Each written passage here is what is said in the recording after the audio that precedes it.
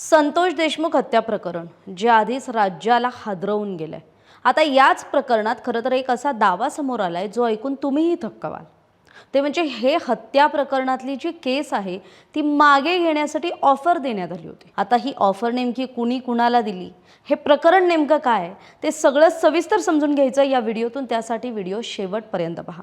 नमस्कार, मी कोमल, सकाळमध्ये आपलं स्वागत। बीड जिल्ह्यातील मस्साजोगचे सरपंच संतोष देशमुख यांची 9 डिसेंबर 2024ला अत्यंत निर्घृणपणे हत्या करण्यात आली होती। या घटनेनं बीडसह सबंध महाराष्ट्र हादरला होता। या प्रकरणात कृष्णा आंधळे सोडला तरी इतर सर्व आरोपी म्हणजे वाल्मिक कराडसह इतर सर्व आरोपी सध्या तुरुंगात आहेत। तपास आणि न्याय प्रक्रिया सुरू असतानाच आता या प्रकरणाला एक नवं आणि धक्कादायक वळण मिळालंय। ते म्हणजे संतोष देशमुखांचे बंधू धनंजय देशमुख यांचे साडू दादासाहेब खिंडकर, जे स्वतः तुरुंगात होते। 13 महिन्यांची जेलवारी करून ते नुकतेच बाहेर आलेत आणि जेलमधून बाहेर आल्यानंतरच या खिंडकरांनी एक मोठा गौप्यस्फोट केलाय। आता खिंडकरांचं म्हणणं काय की संतोष देशमुख हत्या प्रकरण मागे घेण्यासाठी त्यांच्यासमोर ऑफर ठेवण्यात आली होती। तुरुंगातून बाहेर आल्यानंतर खिंडकरांचं आधी धूमधडाक्यात स्वागत झालं, पण त्यानंतर त्यांनी केलेल्या या धक्कादायक दाव्यामुळे राजकीय आणि स्थानिक स्तरावर खळबळ उडाली आहे। खिंडकर यांनी आणखी गंभीर आरोप केलेत।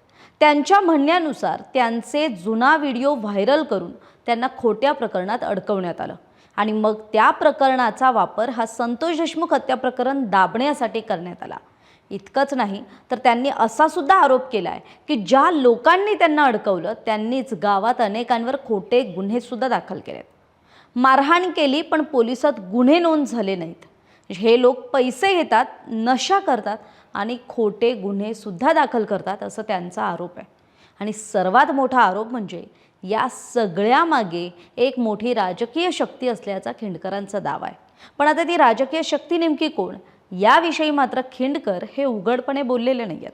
दरम्यान संतोष देशमुख यांना न्याय मिळवण्यासाठी त्यांचे बंधू धनंजय देशमुख आणि संपूर्ण देशमुख कुटुंबीय हे मागील 1.5 वर्षांपासून ठामपणे लढा देत आहे। दुसरीकडे खिंडकर यांच्यावरही यापूर्वी एका तरुणाला अमानुष मारहाण केल्याचा व्हिडिओ व्हायरल झाल्यानंतर गुन्हा दाखल झाला होता आणि त्यात त्यांना अटकही झाली होती आणि त्याच प्रकरणात त्यांनी 13 महिने तुरुंगवास सुद्धा भोगलाय। मात्र आता तुरुंगातून बाहेर आल्यानंतर त्यांनी स्पष्ट केलंय, देशमुख कुटुंबासोबत आपण आहोत आणि हा लढा सुरूच राहणार आहे। जीव गेला तरी माघार घेणार नाही असं त्यांनी स्पष्ट सांगितलंय। त्यामुळे हत्या, आरोप प्रत्यारोप आणि आता संतोष देशमुखांची केस मागे घेण्याच्या ऑफरचा दावा, या प्रकरणात अजून किती ट्विस्ट येणार, सत्य नेमकं काय, राजकारण, दबाव आणि न्याय यांच्यातली ही लढाई पुढे कुठे जाऊन थांबणार हे पाहणं महत्त्वाचं ठरणार आहे। महाराष्ट्रातील सर्व बातम्यांचे विश्वासार्ह व्यासपीठ, सकाळच्या सर्व सोशल मीडिया प्लॅटफॉर्मला लाईक, फॉलो आणि सबस्क्राईब करा। तसंच सर्व नोटिफिकेशनसाठी बेल आयकॉन प्रेस करायला विसरू नका।